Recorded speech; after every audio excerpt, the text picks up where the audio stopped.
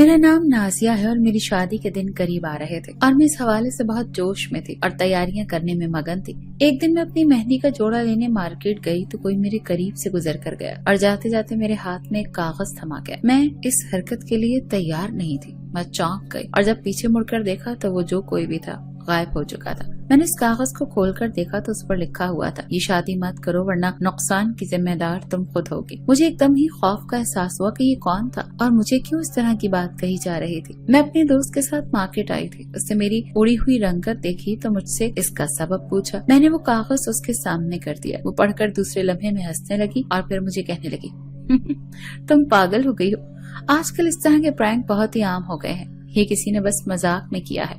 میں نے حیران ہو کر پوچھا لیکن اس کو کیسے پتا کہ میری شادی ہونے والی ہے؟ تو میری دوست کہنے لگی تمہیں پتا تو ہے اس مارکیٹ میں خاص طور پر دلہن والے لباس ہی تو ہیں، جو کوئی بھی یہاں ہوگا ظاہر ہے وہ اپنی شادی کی خریداری کے سلسلے میں ہی آیا ہوگا، تو بس کسی نے تمہارے ساتھ یہ مذاق ہی کیا ہے، تم سر پر سوار مت کرو۔ میرا خیال تھا کہ وہ ٹھیک ہی کہہ رہی تھی، شاید کسی نے پرینک کیا تھا۔ خیر میں نے وہ کاغذ وہیں پر پھینک دیا اور اپنی شادی کی تیاریاں کرنے لگی۔ میں بھول چکی تھی کہ کسی نے مجھ سے شادی سے منع کیا تھا۔ میری مہندی کی رات تھی جب مجھے ایک انجان نمبر سے کال آئی۔ کوئی مجھے کہہ رہا تھا کہ تمہیں منع بھی کیا تھا کہ شادی مت کرو، لیکن تم نے تو میری بات نہیں مانی اور اب اس نتیجے کی ذمہ دار تم خود ہوگی۔ ابھی بھی وقت ہے، سنبھل جاؤ۔ جانے کیوں مگر میرے دماغ میں بار بار جاوید کی طرف جا رہا تھا کہ ہو نہ ہو یہ اسی کا کام ہے۔ وہ نہیں چاہتا تھا کہ میری شادی ہو اور اب ضرور وہی یہ سازش کر رہا ہے تاکہ میں ڈر کر اس شادی سے انکار کر دوں۔ جاوید میری خالہ کا لڑکا تھا اور مجھے بچپن سے ہی پسند کرتا تھا اور مجھ سے شادی کرنا چاہتا تھا، یہاں تک کہ خالہ نے تو رشتہ بھی مانگ لیا تھا۔ اگر مجھے خلیل سے محبت نہ ہوئی ہوتی تو میں کبھی بھی اسے منع نہ کرتی۔ جاوید ایک اچھا لڑکا تھا اور مجھے امید نہیں تھی کہ وہ ایسی حرکت کرے گا، لیکن میں یہی سوچنے پر مجبور تھی کہ میری شادی سے اگر کوئی ناراض تھا تو وہی تھا، تو ہو سکتا ہے کہ یہ اسی کا کام ہو۔ میرا دل تو چاہا کہ میں اسی وقت اس کے پاس جاؤں اور اس سے اس بات کا ذکر کروں، لیکن پھر سوچا کہ کوئی بات نہیں، جہاں اتنا صبر کیا ہے وہاں ایک دن اور صحیح، کل تو ویسے بھی میری بارات آ جانی ہے۔ اس وقت خلیل کی کال آنے لگی۔ وہ چاہتا تھا کہ میں اسے ویڈیو کال کر کے دکھاؤں کہ میں کیسی لگ رہی ہوں۔ میں بہت ہی شرمانے لگی۔ میں نے آج تک اسے ویڈیو کال نہیں کی تھی۔ اس وقت بھی میں نے اسے منع کر دیا اور کہا کہ اب کل ہی ملاقات ہوگی، اور فون بند کر کے سائڈ پر رکھ دیا اور جا کر اسٹیج پر بیٹھ گئی۔ میرا دماغ مصروف ہونے لگا، اسی سوچ میں مگن تھا کہ آخر اس فون کال اور اس کاغذ پر لکھے الفاظ کا کیا مطلب ہو سکتا ہے۔ میں یہ بات ماننے کو تیار ہی نہیں تھی کہ خلیل غلط انسان ہو سکتا ہے۔ میرے ماں باپ نے پھر ہر لحاظ سے سب کچھ ٹھیک سے جانچ لیا تھا، آنکھ بند کر کے میرا رشتہ طے نہیں کیا تھا، اسی لیے میں نے اپنے آپ کو تسلی دی کہ ایسا ویسا کچھ بھی نہیں ہے۔ بارات کے لیے میں شہر کے مشہور بیوٹی پارلر سے تیار ہوئی تھی۔ سب کہہ رہے تھے کہ آج تو میں بہت پیاری لگ رہی ہوں، اور میرا شوہر تو مجھے دیکھ کر اپنے ہوش و حواس کھو بیٹھے گا، اور میں یہ تصور سن کر ہی بہت خوش ہو رہی تھی۔ اب تو بس بے چینی سے یہی انتظار تھا کہ کب بارات آئے اور کب میں خلیل کی دلہن بن کر اس کے گھر کے آنگن میں چلی جاؤں۔ پتہ نہیں کیوں لیکن میرا دل بار بار مجھے کچھ غلط ہونے کا احساس دلا رہا تھا، اور میں بس یہی چاہتی تھی کہ یہ شادی خیریت سے ہو جائے، اس میں کوئی رکاوٹ نہ آئے۔ جب تک بارات نہیں آئی، نکاح نہیں ہوا، میرا دل سکون سے نہیں بیٹھ رہا تھا، اور میں نے جاوید کو دیکھا تو اس کی آنکھوں میں آنسو تھے۔ ایک لمحے کے لیے میں نے اس پر بھی ترس کھایا، لیکن پھر میں نے سوچا کہ جو حرکت اس نے کی ہے مجھے اس پر غصہ آنا چاہیے، نہ کہ ہمدردی۔ میں شوہر کے ساتھ گاڑی میں جا کر بیٹھ گئی اور ہماری بارات واپسی کے راستے پر جانے لگی۔ گاڑی میں صرف ہم دونوں ہی تھے، اور تھوڑی دیر کے بعد شوہر کے موبائل پر بیل بجے تو میں نے سوچا کہ وہ تو ڈرائیونگ کر رہے ہیں تو میں ہی اٹھا لیتی ہوں۔ یہ سوچ کر ابھی میں نے اس کے موبائل کو ہاتھ لگایا ہی تھا کہ اس نے ایک دم سے میرے ہاتھ سے اپنا موبائل کھینچ لیا۔ مجھے یہ بہت ہی عجیب لگا اور میرا منہ سا بن گیا تھا، لیکن وہ موبائل بند کر کے اپنی شیروانی کی جیب میں ڈال چکا تھا۔ میرے چہرے کے عجیب سے انداز دیکھ کر کہنے لگا، سوری لیکن میں کچھ چیزیں کبھی کسی کے ساتھ شیئر نہیں کر سکتا، اور ان میں موبائل بھی ہے، کیونکہ ہر ایک کی پرائیویسی ہوتی ہے۔ مجھے یقین ہے تم میری بیوی ہو، پرائیویسی کا احترام کرو گی۔ میں کیا کہتی، میں چپ ہو کر رہ گئی اور سر ہلا دیا۔ میں سوچنے لگی شاید مرد صرف شادی سے پہلے تک ہی مضبوط رہتا ہے اور بعد میں شوہر ہی بن جاتا ہے۔ اور خیر جب ہم گھر پہنچے تو کافی رات ہو چکی تھی۔ مجھے منہ دکھائی میں شوہر نے ڈائمنڈ کا سیٹ گفٹ کیا تھا، لیکن میرے سارے شکوے اور سارے گلے دور ہو گئے تھے۔ ہماری وہ رات بہت ہی اچھی گزری تھی۔ میری شادی کی پہلی رات میں سے میرے تصور سے بھی بڑھ کر تھی۔ اس نے مجھے بہت ہی عزت اور پیار دیا تھا۔ میں صبح فجر کی اذان سے پہلے ہی اٹھ گئی تھی۔ ابھی میں اٹھ کر واش روم جانے کا سوچ ہی رہی تھی کہ میں نے بیڈ کی دوسری طرف ہلچل کی آواز سنی۔ شاید شوہر بھی اٹھ گئے تھے۔ وہ فون پر کسی سے میسج پر بات کر رہے تھے، پھر فون وہیں رکھ کر وہ واش روم چلے گئے۔ جیسے ہی واش روم گئے اسی وقت پھر سے میسج کی آواز سنائی دی۔ میں بہت پریشان ہو گئی۔ ایک دم سے مجھے عجیب سا محسوس ہوا۔ میں دیکھتی ہوں یہ ساری رات کہ اس پہر وہ کس سے بات کر رہے تھے، لیکن میں نے خود کو روک لیا کیونکہ رات کی بات مجھے یاد آ گئی۔ جب میں نے اس کا موبائل لیا تھا تو اس نے مجھ سے چھین لیا تھا، اسی لیے میں نے فیصلہ کیا کہ میں اب اس کے موبائل کو ہاتھ بھی نہیں لگاؤں گی۔ لیکن اسی وقت دوبارہ سے پھر ایک اور میسج آیا۔ میں نے آخر کچھ سوچ کر اس کا موبائل پکڑ ہی لیا، کیونکہ مجھے بس یہی جاننا تھا کہ اس وقت کس سے باتیں ہو رہی تھی۔ موبائل ان لاک تھا کیونکہ وہ بات کرتے کرتے واش روم چلا گیا۔ پھر غیر اختیاری طور پر میں میسج پڑھنے لگی۔ میں میسج پڑھتی جا رہی تھی اور مجھے ایسا لگ رہا تھا جیسے میرے جسم سے جان نکلتی جا رہی ہے۔ مجھے تو اپنے کانوں سے دھوئیں نکلتے ہوئے محسوس ہونے لگے۔ آخر ایسا کیسے ہو سکتا ہے؟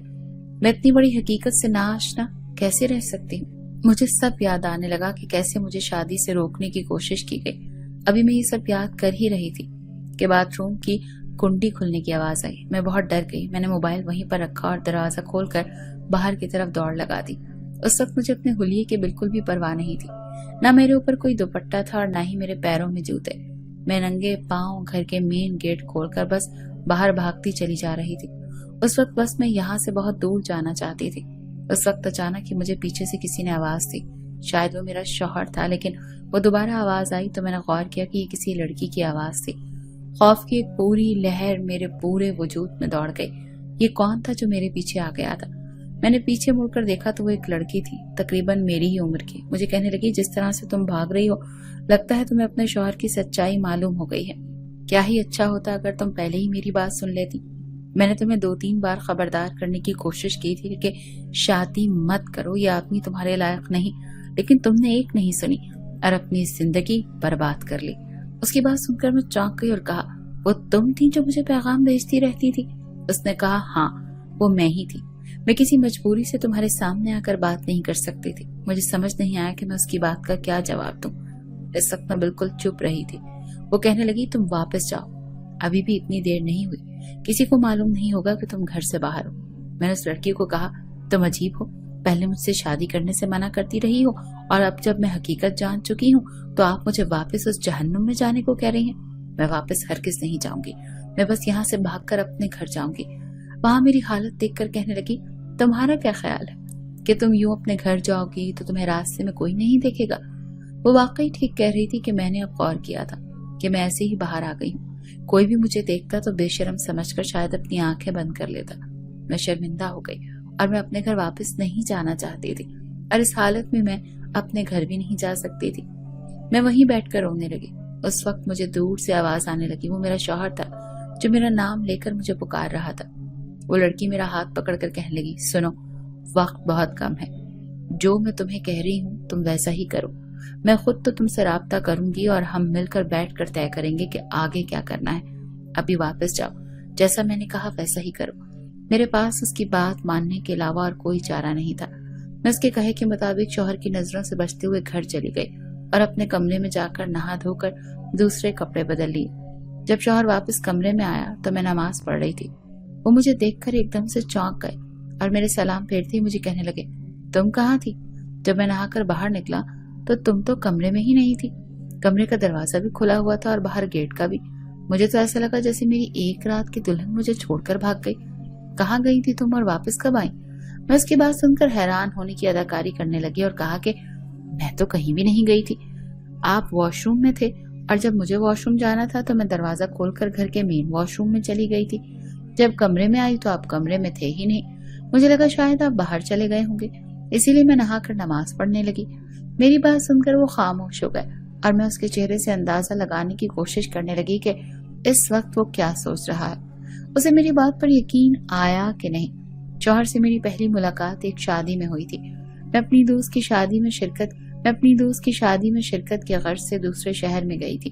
मेरा शौहर लड़के वालों की तरफ से बारात में शामिल था और वो बहुत ही खूबसूरत और अच्छा लग रहा था।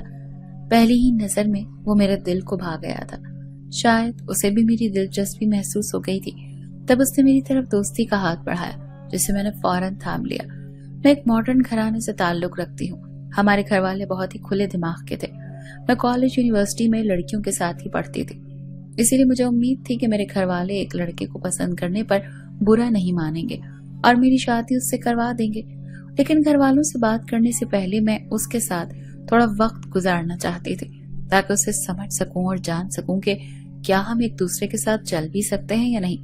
मेरा शौहर हर लिहाज से एक अच्छा लड़का था। उसने कभी मेरा हाथ नहीं पकड़ा था और न ही कोई गलत बात की थी। कई बार वो मुझे अपने घर ले जाकर अपने अब्बू से भी मिलवा चुका था, जो मुझे हर बार यही पूछते थे कि मैं बताऊं कि वो कब मेरा रिश्ता लेकर आएंगे। 3 से 4 महीने तक अपना शौहर के साथ वक्त गुजार कर मुझे अंदाजा हो गया था कि मैं उसके साथ एक अच्छी जिंदगी गुजार सकती हूँ। इससे पहले कि मैं घर में शादी की बात करती, मेरी खाला ने जावेद के लिए मेरा रिश्ता मांग लिया और मेरे माँ बाप हर लिहाज से इस रिश्ते के लिए हामी भर चुके थे, क्योंकि वो चाहते थे कि मैं जावेद से शादी के लिए हाँ कर दूं। लेकिन अब वक्त आ गया था कि मैं अपने लिए स्टैंड लूं।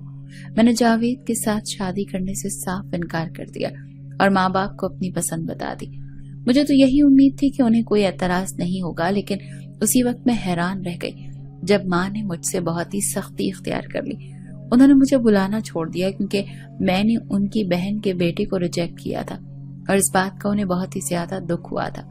कुछ दिन तो बाबा भी खामोश रहे, लेकिन फिर एक दिन उन्होंने मुझे बुलाया और कहा मैं उस लड़के के साथ उन्हें मिलवाऊं। मेरे बाबा हर लिहाज से एक आइडियल बाप थे। वो उन लोगों में से नहीं थे जो अपने बच्चों की खुशी का गला घोंट देते हैं। जब बड़े भाई की शादी हुई तो भी बाबा ने उनसे पूछा था कि अगर वो चाहें तो ये रिश्ता होगा, वरना वो जिसे चाहते हैं उनके साथ उनसे शादी कर देंगे। और अब मेरी बारी थी। उन्होंने एतराज नहीं उठाया। मैंने उन्हें खलील से मिलवाना था। वो लाहौर में रहता था। मेरे वालिदैन खलील से मिले और उनके वालिदैन से मिले। पापा ने छानबीन की और फिर जाकर रिश्ता तय कर दिया। लेकिन मेरी माँ का मूड बिल्कुल भी ठीक नहीं था और वो नहीं चाहती थी कि मेरी शादी इस जगह हो। लेकिन किसी न किसी तरह बाबा ने उन्हें मना ही लिया। लेकिन इसके बावजूद उन्होंने मेरे साथ बाजार जाने से साफ इनकार कर दिया कि वो मेरी शादी की शॉपिंग में हिस्सा नहीं ले सकती। मुझे जो करना है मैं खुद ही करूंगी। और मैंने भी खामोशी साथ ली और जो जैसा हो रहा था वैसा ही चलने दिया। माँ कब तक नाराज रहेंगी, एक न एक दिन तो मान ही जाएंगी ना। और इसीलिए मैंने अपनी शादी की सारी शॉपिंग अपनी दोस्तों के साथ ही की। वहां मैंने तो यही सोचा था कि मैं अपनी पसंद की शादी की है तो खलील हर लिहाज से एक आइडियल शौहर साबित होगा और अपनी जिंदगी आखिर तक बहुत ही अच्छे तरीके से गुजारेंगे। इतने लोग हमारे प्यार की मिसालें देंगे। लेकिन मैं कभी सोच भी नहीं सकती थी कि शादी की पहली रात ही मुझे एक ऐसा सरप्राइज मिलेगा कि मेरी जिंदगी ही बर्बाद हो जाएगी। इतना बड़ा राज जानकर मेरा एक लम्हे को भी इसके साथ रहने का दिल नहीं कर रहा था। ऊपर से कई ऐसे सवालात थे जिन्होंने मेरे दिमाग को उलझा कर रख दिया था। वो लड़की आखिर कौन थी, मेरे शौहर को कैसे जानती थी और उसने मुझे वापस घर क्यों भेज दिया था। मैं बस यही सब कुछ सोच रही थी और यही सब चीजों से डर रही थी कि मेरी किसी से बात पर मेरे शौहर को शक ना हो जाए कि कहीं मैं उसके राज तक पहुंच गई हूँ। लेकिन सच है, ऐसा वैसा कुछ नहीं हुआ था। वो मुझे नॉर्मल अंदाज में बात करता रहा। खाने के बीच में भी वो हर चीज मेरे आगे करता रहा कि मैं पेट भर कर खाऊं और भूखी ना रहूं। उसके चेहरे को देखकर मैं बार बार यही सोच रही थी कि काश तुम इतने धोखेबाज ना होते, काश ये चेहरा वही होता जिससे मैंने मोहब्बत की थी। लेकिन जाहिर है ऐसा नहीं था। जो कुछ मैं जान चुकी थी उसके बाद तो उस पर यकीन करना बहुत ही मुश्किल हो गया था। मैं बस यही लड़की का इंतजार कर रही थी कि वो किसी तरह मुझसे राब्ता करे। मैं इन्हीं सोचों में मगन थी कि अपना नाम सुनकर चौंक गई। मेरी सास मुझे कह रही थी कि बहू तुम कुछ ले क्यों नहीं रही हो, देखो मुझे तुम खलील की माँ नहीं बल्कि अपनी ही माँ समझो।